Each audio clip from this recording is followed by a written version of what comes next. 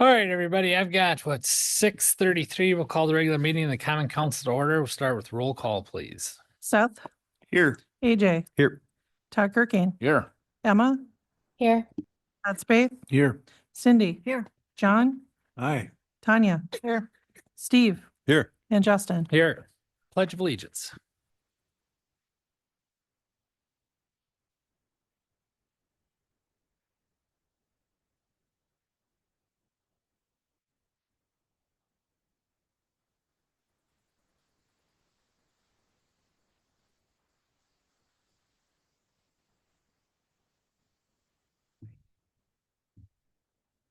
All right, item number 2 is approval of the December 9th, 2025 regular council and December 16th, 2025 committee of the whole minutes.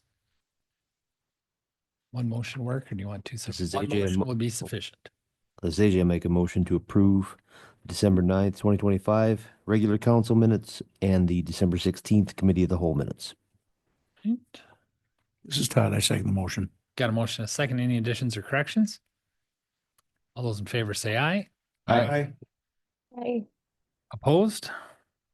All right, item number 3, council announcements. Any member of the council have anything they wish to bring up? Nate? Yeah, it's just a reminder for everybody that City Hall will be closed on Friday for IT updates. So for members of the public who are here with us, just let your friends know that if they're planning on taking care of any business at City Hall on Friday, we will be shut down because of extensive IT replacements. Thank you for that, Nate. Anybody else? Wait, sorry. Oh, You'll be open on Monday though? Oh, yeah. All Yep. right, just Thursday and Monday. Yeah. Yep. Not Saturday though, if we're being comprehensive.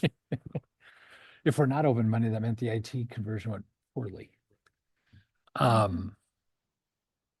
right, anything else? Item number 4 is the first period for public comment. Any members of the public that wish to make a comment, now would be the time. Seeing none in the house, is there anybody online?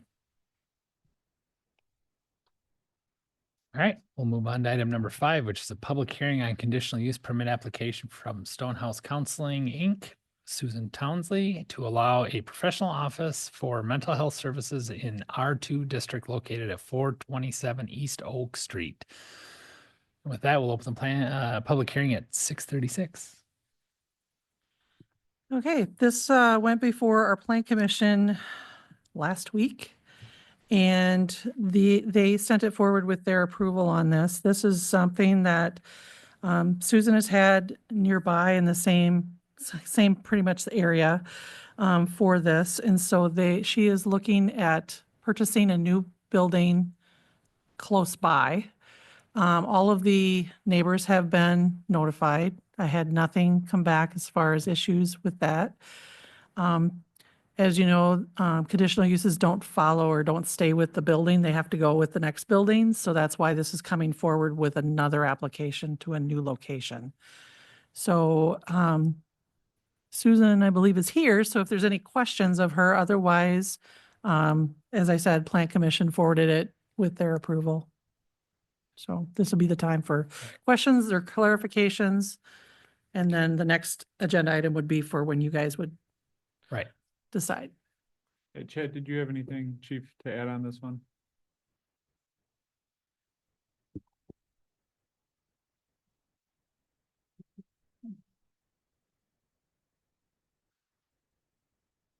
So Lori spelled it out perfectly or whatever. So we've had no issues where their current location is with their current conditional use. If the ordinance allowed it, they'd move to a new building and away we go, but have to start the process over, give them a new conditional use because it's a new address. So again, no issues. It fits, same area.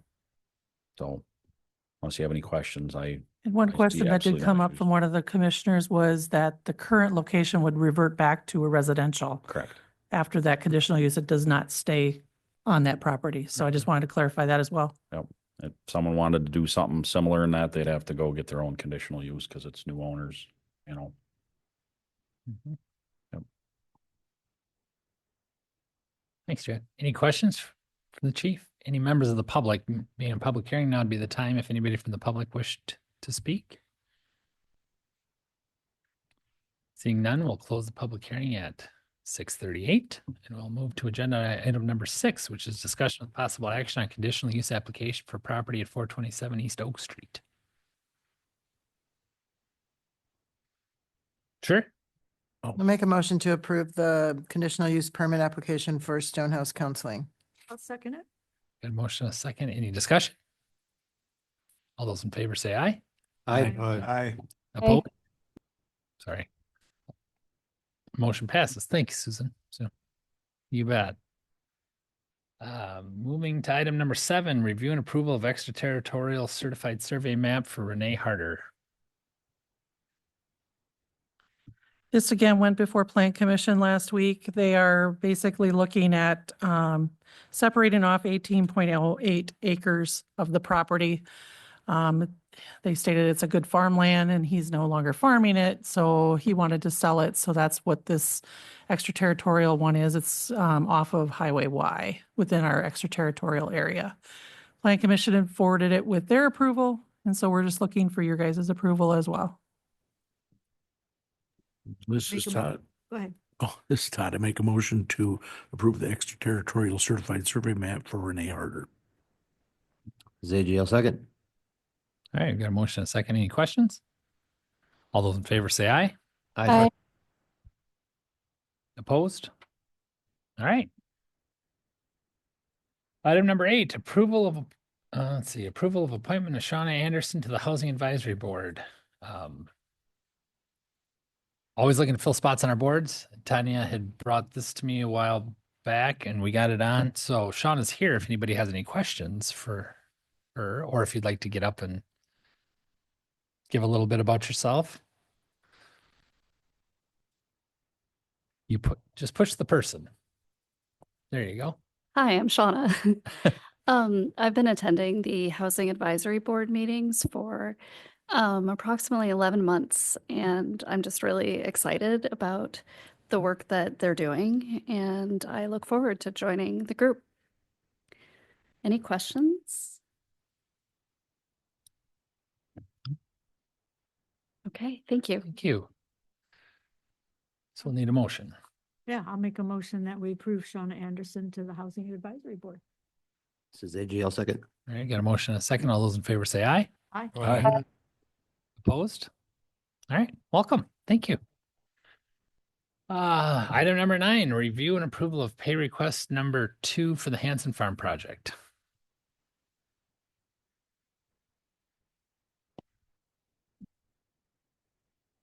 Do you have it up as a part of the packet, Nate?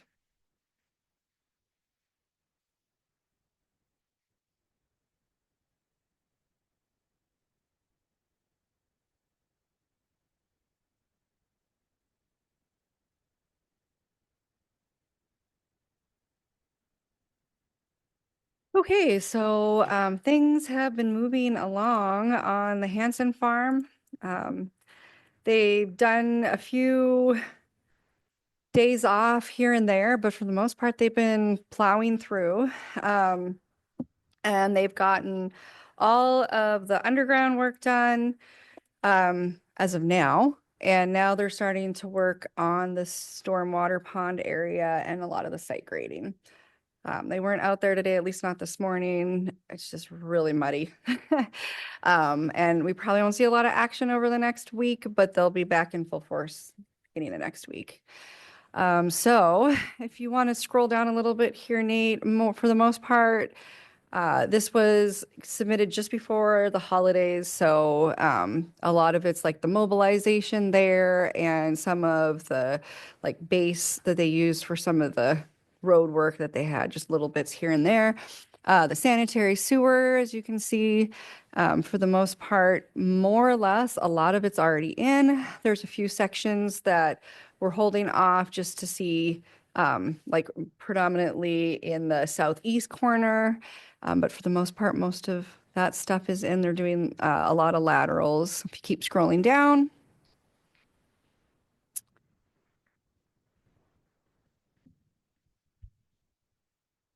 All right, we got a lot of our water main in. They do have some services still.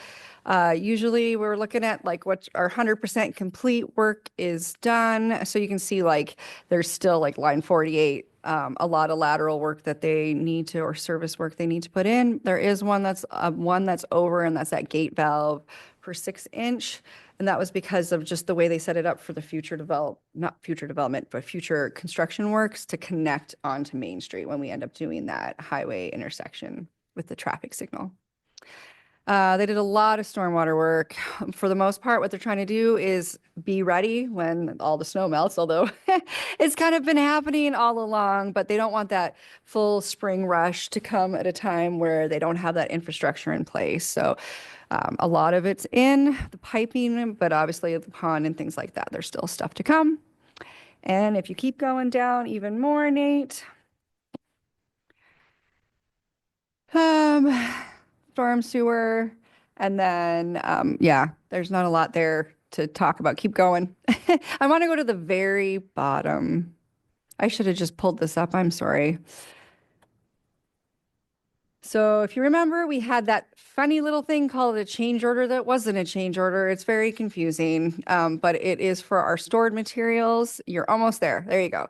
And so as we go along, as they put the pipe in, they take that out, and eventually the stored materials line will end up being 0 because we've paid for it in the bid item that's up above. So if you want to go to that cover page at the top,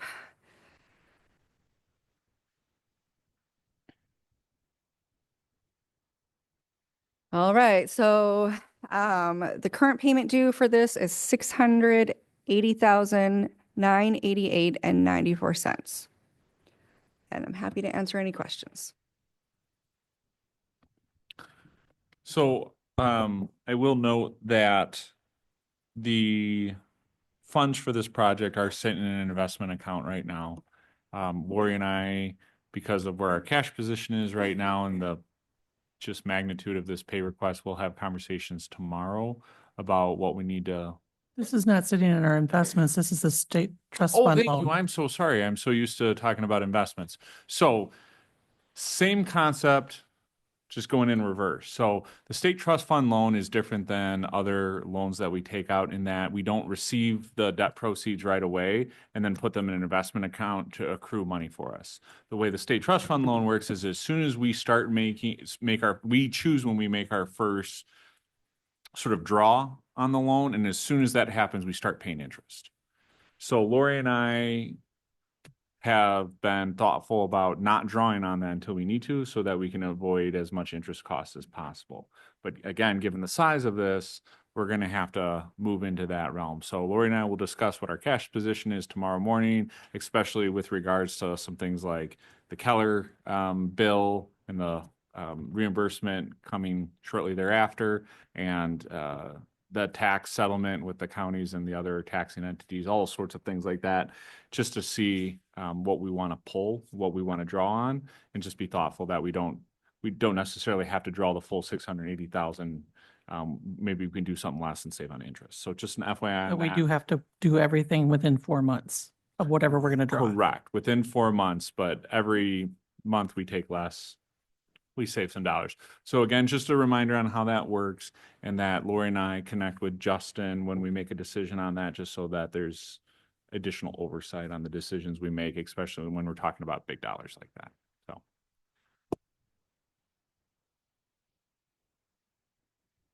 Does that make a change to the motion to pay it or no? Liz AJ, I make a motion that we approve pay request number 2 for the Hanson Farm project. Pay the $680,988.94. Cindy, I'll second. Got a motion and a second. Any other discussion? Roll call, please. Todd Kirking, Aye. Emma, Aye. Scott Spath, Aye. Cindy, Aye. John, Aye. Tanya, Aye. Steve, Aye. Seth, Aye. and AJ. Aye. All right. Item number 10, discussion with possible action on the landfill. I think we're going to give a second here for Sarah to take control of the screen. Okay, we went through a lot of this at Public Works, but we do have a few things that we want to bring forward, and it really is helpful for everyone to hear. We've got Mike Amstad, who is from TRC. He is our landfill consultant. So, Mike, you're there? Yes. Okay.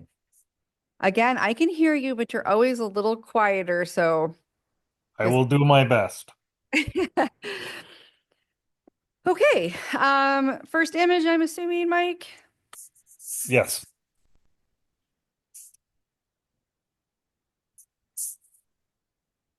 All right, so Mike is just going to give us an update about, like I said, what we've been doing over the last month and a half, and then our process moving forward.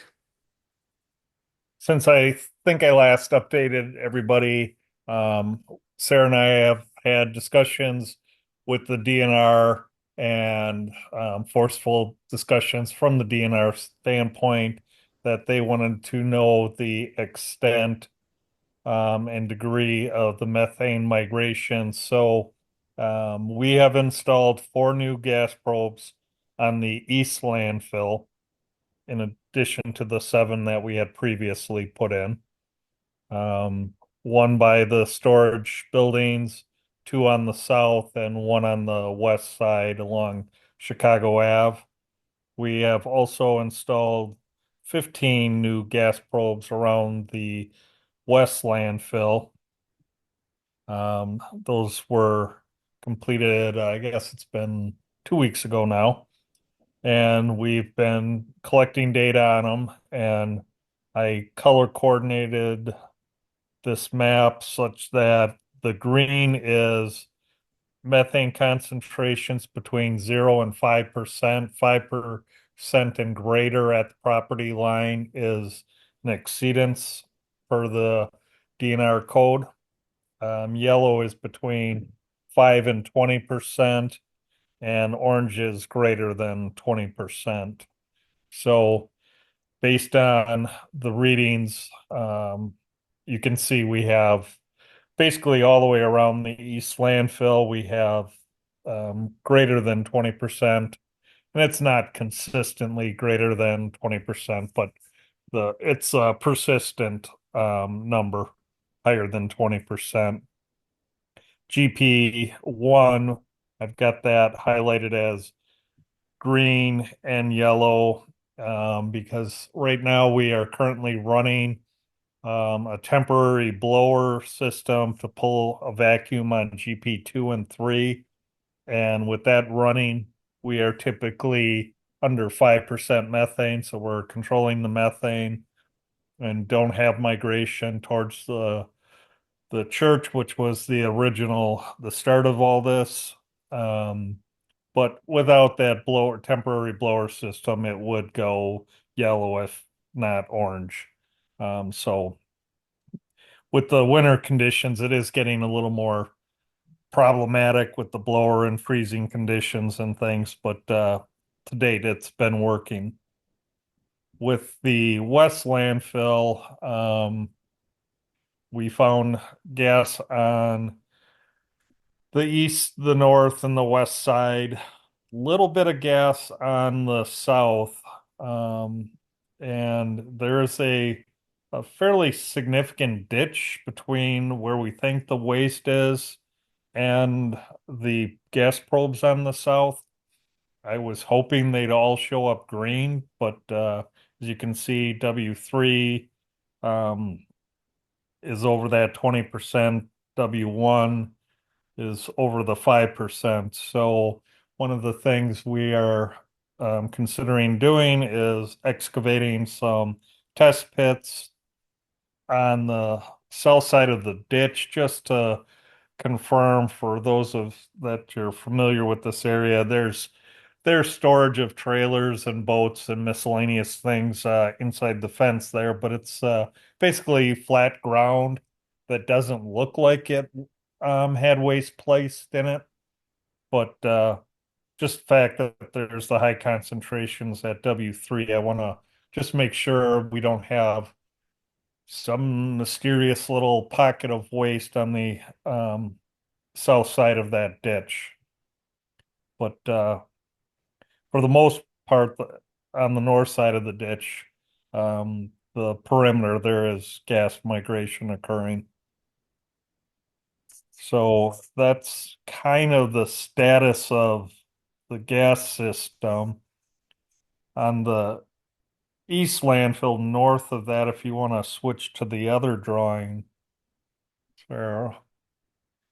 So this is the location of the Hanson property and the sedimentation basin, which is on the city's property, and there's a small portion of property that the city owns, kind of where the green dash line is. And what we are proposing to do is the bottom of the sedimentation basin is required to have a 2-foot clay liner per the surface water rules. And then below that clay liner is basically from the test pits done out there is the sand, and the sand underneath the landfill and the surrounding area is a very fine sand that is very clean, and it'd be great beach sand, great sandbox material. So it is allowing gas to, as the gas is building up in the landfill, this sand layer is allowing the gas to migrate in all directions. That's the geology in the area that's causing the migration issue that you're experiencing. Had it been clay, the gas wouldn't be moving like it is, but because it's this clean sand, it's able to move easily. So underneath the clay line sedimentation basin, the purple dash line, we're proposing to go 2 feet below the deepest part of the clay to an elevation of about 1084 and have that go along up the side slopes or into the side slopes. So still at an elevation of 1084 on both ends to act as a permanent, but it's a passive system. I mean, we'll put the clay in as a barrier to try and contain the gas from migrating to the north. And then we're going to transition as we get closer to the east there to where it's the green line, and we're going to make that so we don't have to dig as deep. We're going to dig down to the sand layer, which is in the range of 8 to 10 feet down instead of 20 feet down, like in the pond, but the pond has to be dug out anyway, so we're only going 2 feet deeper in the actual pond bottom. But to keep this shallower, we're going to make this a stone-filled trench, which at the top of that, so the stone will be in contact with the sand.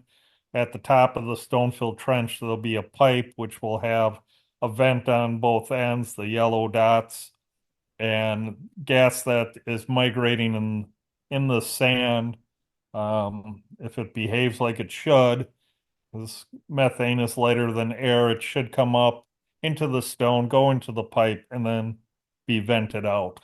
Again, we're going with the stone just so we don't have to dig as deep and have a trench box, and to reduce the overall cost.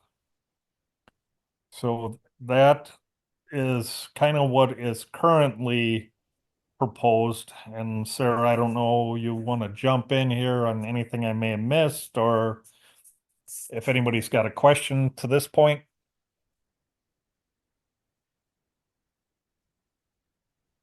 No, I think that you covered most of it. If you want to go to the proposal. To Badger's proposal? Okay, so this is the proposal that Badger put together. We generated the estimated quantities and requested that Badger provide us with unit prices, and it comes out to rounding numbers, $150,000. This does not include the pipe that is needed for the stone trench, but I believe there is about 80 to 100 feet of pipe left over from the previous purchase that the city made, and we need about a 155 horizontal and maybe 20 vertical. So somewhere around another 80 feet of pipe is going to be needed to be purchased. That's outside of this, which will probably be in a couple $1,000, $1,000 to $2,000 range. So This is that- Badger's estimate. this proposal, usually when we look at numbers, we put some contingency to a construction cost. So adding 5%, which is typically where we're at when we have a bid, puts us at 157,000. And then assuming there's some variability with the pipe. So when we had it at Public Works, we approved 160,000, up to 160,000. I don't know if you were going to say this already, Mike, but these last two agenda or bid items, they're small quantities, but they're already a part of the Hanson property work. So we can take those out, and ultimately we're going to move this into a change order into the Hanson property contract. One, just because the work is fully integrated. They're not building the trench and then stopping and then doing the storm pond work. They're doing everything all together. So it's so integrated in their work already that it makes a lot of sense. And then it also works with the fact that we can have that rather than a separate contract, because it would be a change order of a reasonable amount for a contract as big as that one. So yeah, that's a little bit of a price tag. Feel free to ask questions. I have a question.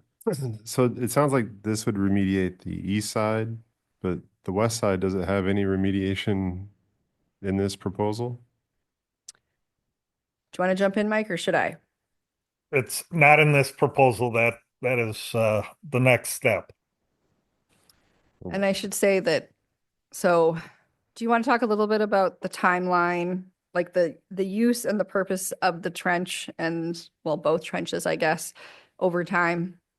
So this trench is for the near term will provide a cutoff to the project that's gonna occur to the north. And so that's in the near term. The part of the next step is putting an active system in. This trench will act as a passive barrier in the event that the active system were to go down either from a power failure or maintenance. And then long term, when the active system would get turned off, this would still be there as kind of belts and suspenders, just redundancy, and serve as a barrier that doesn't require maintenance or anything. And that might be worth going back to a little bit, Mike, is just the idea here with what we're seeing on these probes is that we need to take a step and go further on both sides. Yes, so Go ahead, Mike. what I am proposing is we can drill a bunch of holes and basically poke a whole lot of holes and make it a passive system. So what I'm proposing is we develop a cost for that and then develop a cost for an active system. I think the active system is the way to go. We've tried the little passive trench. It didn't really, it's working, but it's not doing everything it was, that was hoped to occur. Part of that is because there's waste outside what was supposed to be the limits of waste. But there's already a passive system in the landfill. It's not doing its job. I think there's going to be too many holes, and there's still the possibility that you'll get migration, but I can at least put together a cost so you can see what that cost is versus a active system. So you can say you did your due diligence regarding evaluating the different options available. But the active system is basically either purchasing one blower to put a vacuum on both landfills or two smaller blowers, one for each landfill. Pipe network that'll be connected to vertical wells that'll go down into the waste and uh, will draw a vacuum, create a negative pressure on the landfill that'll pull the gas towards the vertical wells and keep it from migrating off site. So around the perimeter of the landfill, we'll be drawing a vacuum out of the waste and pulling the gas out to either a single point of discharge or two different points of discharge. And that discharge, depending on the quantity and quality, can be just vented to the atmosphere. However, if it's of high enough quality, it could be flared. But that is the next step. So we gotta get to and I'm working on putting a proposal for, doing the cost estimating, putting together, basically putting together a preliminary design, figuring out the two different option costs with some, small alternatives in like the active system of one blower versus two blowers, pros and cons with that. And then once the council says one way or another, then we'll go into a design of whichever is the selected, which I believe in the end will be an active system. I got another question. With all the events that we have, will those negatively affect or positively affect the passive system or the active system? The active system, we will need to basically plug the vents as well as the manholes. There's, I believe, 3 manholes in the east landfill. Have to seal them so we don't pull air in through them.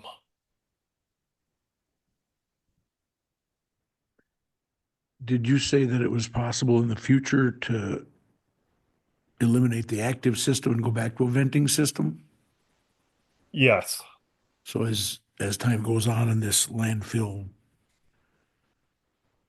As the waste, so basically the methane's being generated by organic material decomposing, cardboard, paper, food waste, wood waste, all that is decomposing. The food waste is what's going to generate the most type of gas early on, but paper and wood continue to decompose at a slower rate over time. So it's one of the questions that came up. Is it, is this a 2-year deal, 5-year deal, 10? How long is it? Hard to say. so the methane just decreases as time goes on. It's gonna keep making methane. It's just when does it stop making it that you can shut the active system off and it's not gonna be migrating.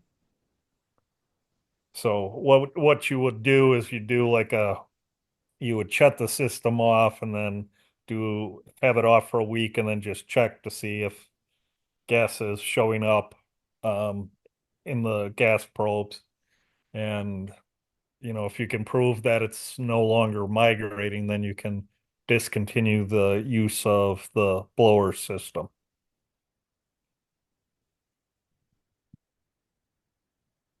And you can so they're called wellheads. You can disconnect the wellhead that is tied into the horizontal piping that's tied into the vertical wells. You can take the wellhead off and let that act as a passive vent in the future. So obviously there's a lot here and we'll be working on what this looks like, but I want to make sure you understand like we're going in the direction of doing a remediation system. And so in the interim, with the work that's happening on the Hanson property, Mike feels like it's a good investment to put that cutoff trench and do that work to provide redundancy and also future and long-term future benefits. But I wanted to make sure we're not leaving one or the other. We're still working on both. But just given that we're already there, that's why we're focusing on the fact of doing this cutoff trench. So that's one element of what we wanted to approve tonight was have that trench.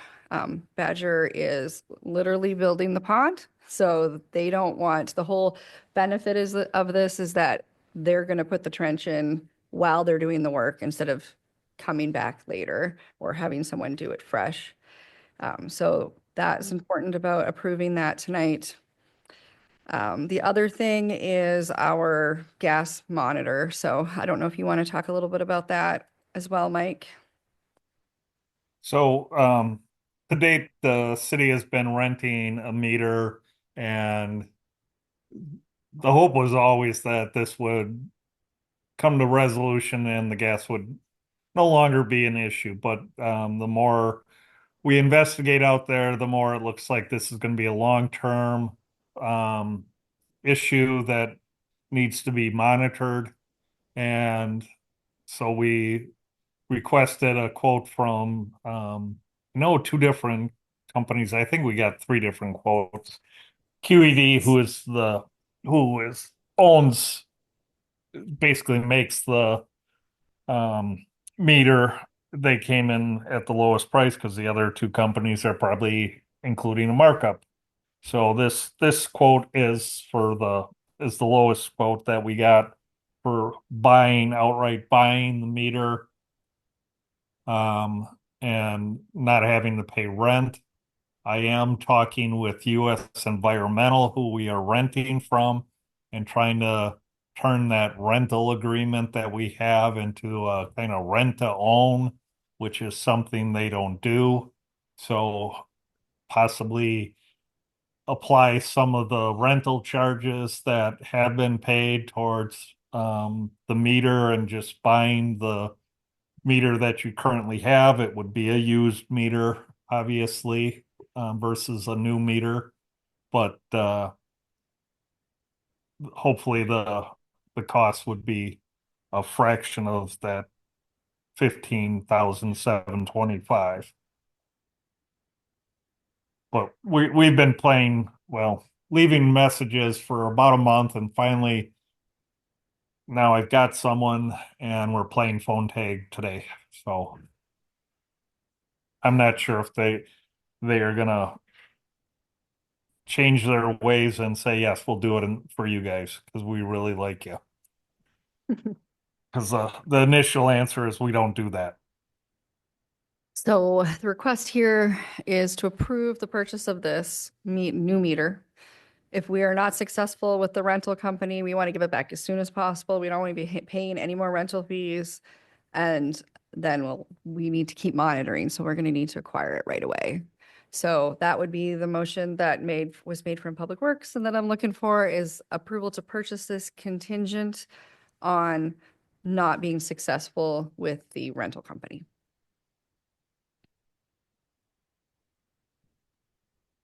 Thank you, Sarah.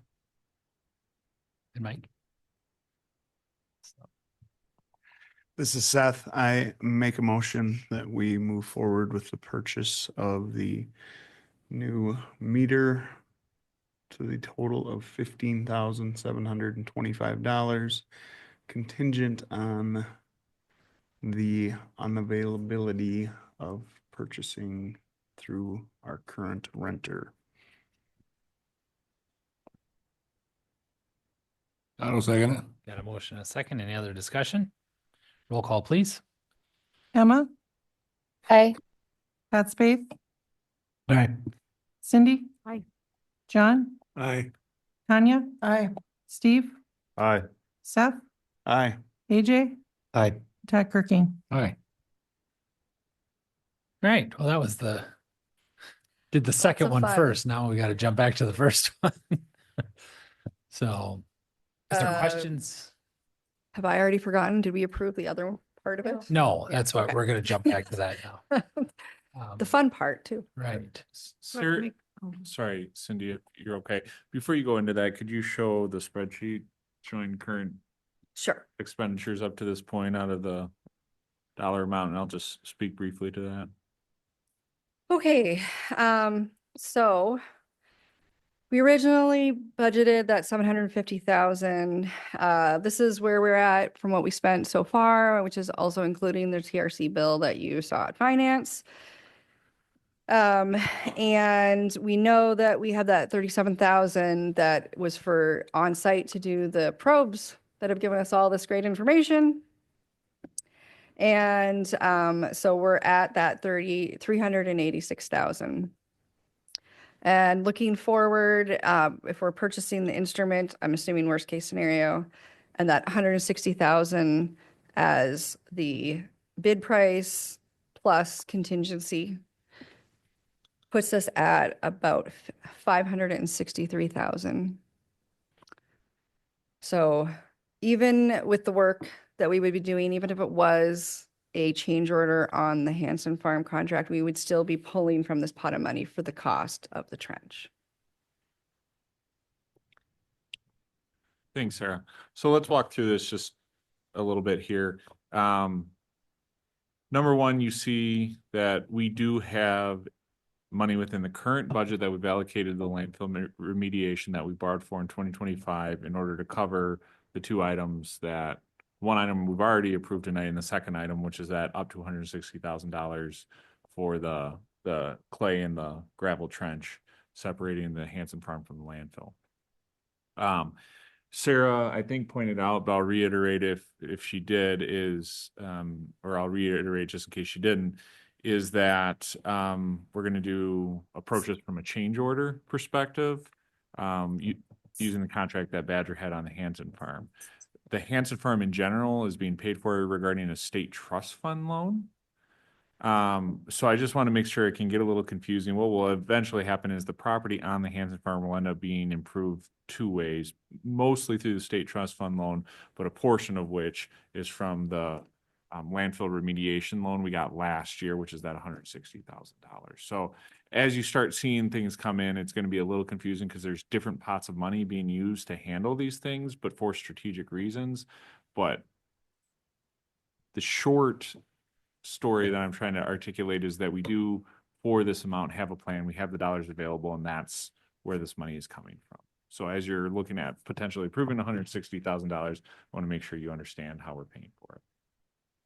I will also note that the active gassing system is not going to be covered by the amount that we have here, in that I have had preliminary talks with our financial advisors and just to bring them up to speed on the situation as well.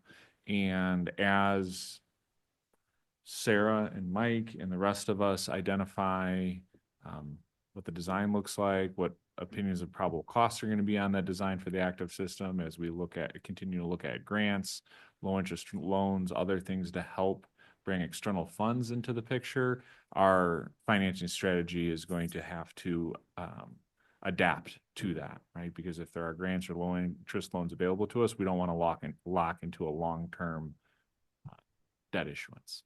So more information on that to come, but as Mike sort of noted out, like this is at least noted in Public Works, is this is going to take us some time. A project of this magnitude is going to take time for us to develop. Is there anything you want to pile on top of that, Sarah? No, I mean, just reinforcing that we are actively looking at grant funding opportunities, even though they are not straightforward. But we may be gaining some ground. We just might be running into timing issues. So we'll see how that all works out, but actively working on that. I'll make a motion that we hire Badger to put in the passive system up to $160,000. Say JL second. All right, we've got a motion and a second. Any other discussion? Roll call, please. Todd Spaeth, All right. Cindy, Aye. John, Aye. Tanya, Aye. Steve, Aye. Seth, Aye. AJ, Aye. Todd Kirking, Aye. and Emma. Aye. All right, thank you.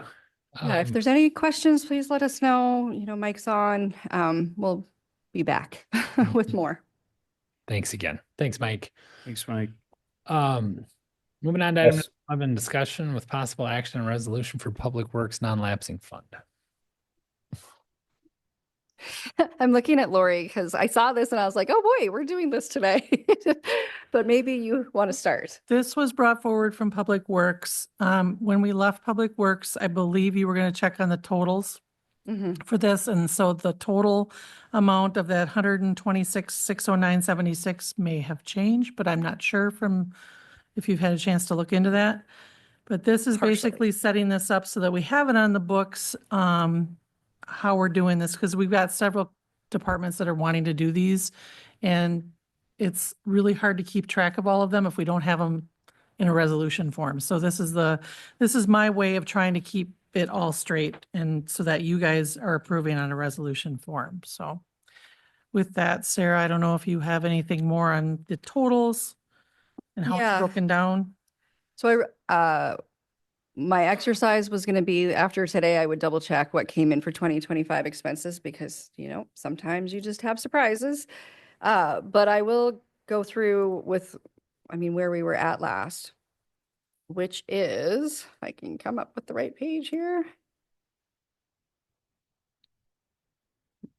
And it was in the packet that was attached to this resolution to your breakdown. Yeah, okay. I have it up now, I think, Nate.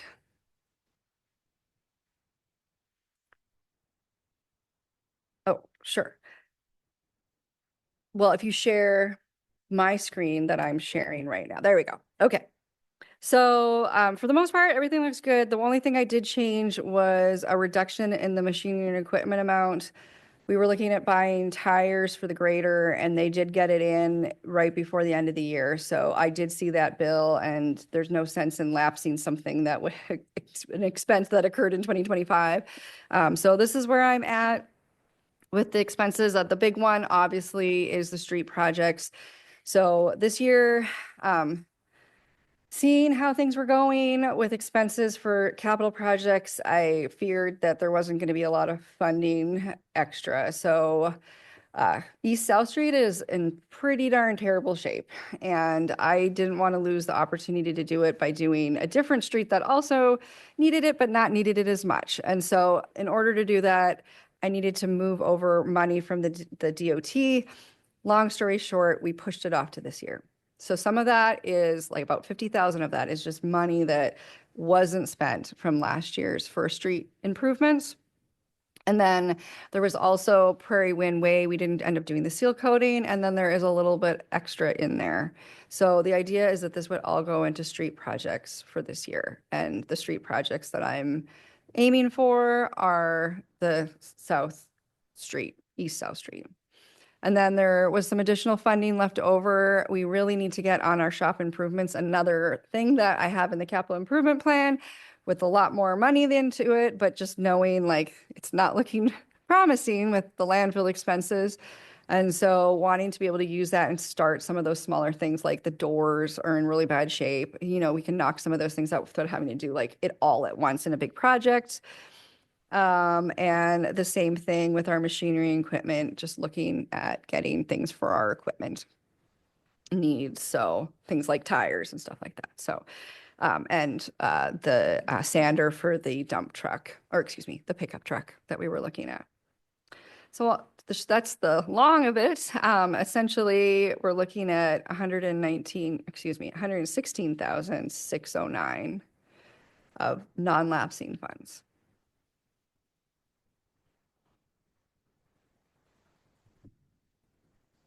Do you want them to approve that tonight, or what's your thoughts? If you want to approve this resolution with that total, that would be my preference. Okay. If you don't think it's going to change again. Well, I would certainly have a more solid number once all the expenses came in and I ran that report to make sure that I'm not off. I feel confident enough in it, but it would certainly provide extra protection. Would you rather we table this I until can you? table this until the next council meeting because we should have all the numbers that came in today in there. If everybody's okay with that. Is everybody all right with that? All right.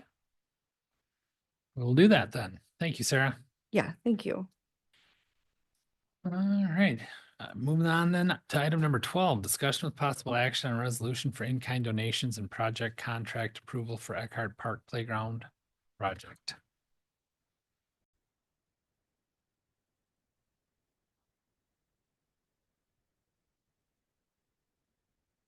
Started. So as the Eckhart Playground project proceeds, we are going to have a number of contracts that are going to come forward naturally. Some of those contracts will be small. By design, we're hoping to gain a number of services through essentially in the form of in-kind donations. So, for example, if anybody wants to do some of the demo work and they're willing to give us a really sweetheart deal or at cost deal or whatever it may be, the tree trimming service, working with Emlyn Jones on that matter, he's willing to donate his time, but we still, per George, need to have contracts in place. Because those contracts need to include expectations over the work that's being done. It also needs to include the necessary verbiage regarding insurance and liability, workers' comp, things like that, that we expect third-party contractors to have on our behalf. The problem being is this is sort of a not a fluctuating, but an ongoing development as the steering committee speaks with potential in-kind donors in the area. And in the effort to be more nimble and to hit our timelines, what we approached the Park and Rec Committee with last week was to delegate the responsibility that's typically reserved for council, which is to approve contracts, and to delegate that authority to myself and Kale up to $20,000. And essentially, the mayor and Lori would still sign those documents. So all the same sort of processing would be. It's just basically saying in the interest of efficiency and speed, you're giving away some of your typical authority of signing contracts for this particular project up to that dollar amount to myself and Kale. Is that about it, or do you got anything else to add, Kale? No, I think we had talked about in kind and some other contracts in regards to like the mural and the fencing and electrical, if there was stuff like that. So pretty much the same, but. And that's part of it, is just trying to avoid coming forward to this council with 6 or 7 separate contracts. Part of it is because this project is going to include a lot of other work besides just the work that Play by Design is doing. And so just, again, in the interest of trying to keep the plates clean a little bit, not bring so much minutia to you.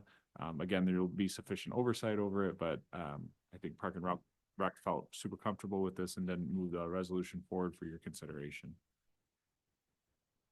Sorry, and Tanya, I can pull the. Oh, my sure. No, it's all right. I didn't realize that. I didn't realize I was still showing bills, and I'm sure people at home were very confused as to what was going on there. Let me find the actual. All right, down to that. That was probably gonna be sideways here. There we go.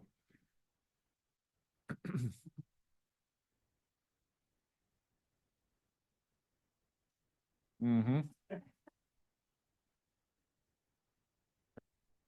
And this was included as part of your packet, so hopefully you had well, that's the wrong resolution. One more resolution. Okay.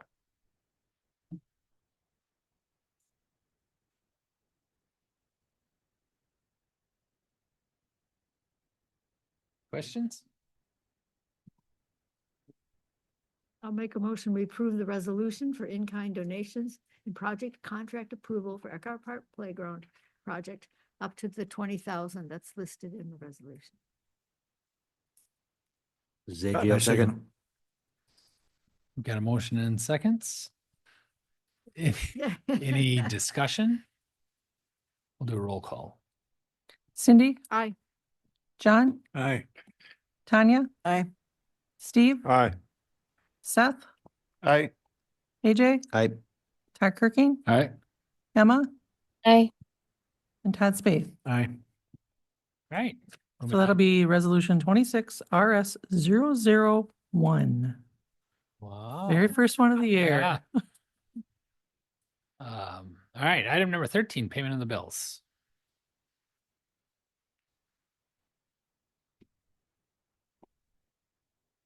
This is Seth. I make a motion that we pay the bills. I'll second it. All right, we've got a motion and a second. Any discussions or anything you want to add, Lori? No? Is anybody any questions? Otherwise, there was a couple of things. I just wanted to point out that there was a change in the amount in the additional bills when we paid Keller. You guys had approved 1,014,365.18. We actually had to hold back a larger contingency.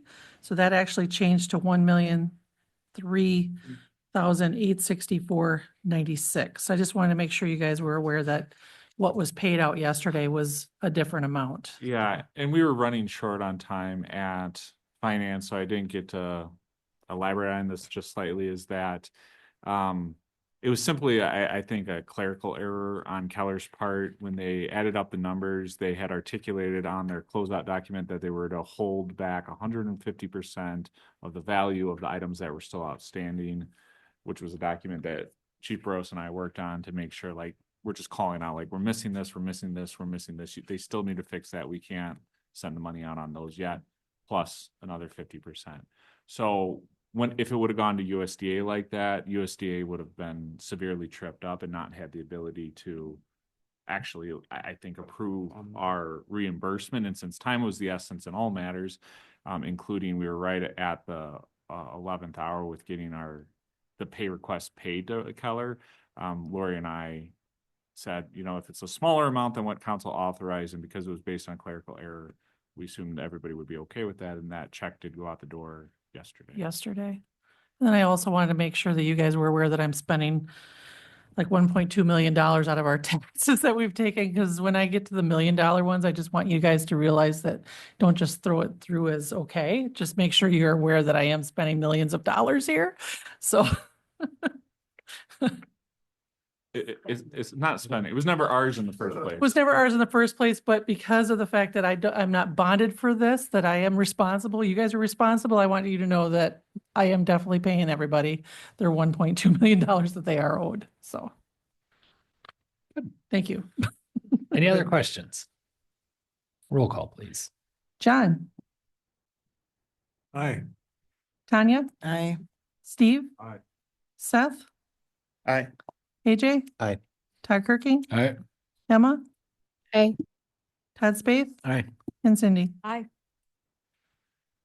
All right, item number 14, possible closed session per Wisconsin statute 1985 1E, deliberating or negotiating the purchasing of public properties, the investing of public funds, or conducting other specified business whenever competitive or bargaining reasons require a closed session. This in regards to the 40 acres of VFW land purchase.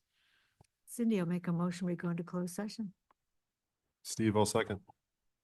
Get a motion and a second. Roll call, please. Tanya, Steve, Aye. Seth, Aye. AJ, Aye. Todd Kirking, Aye. Emma, Aye.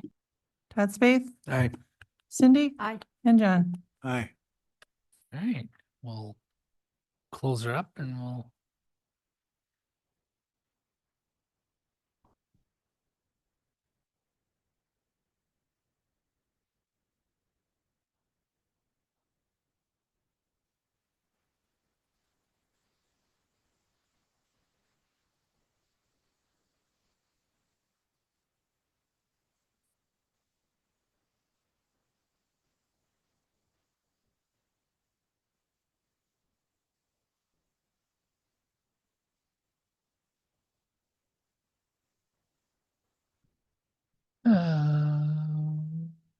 Righty.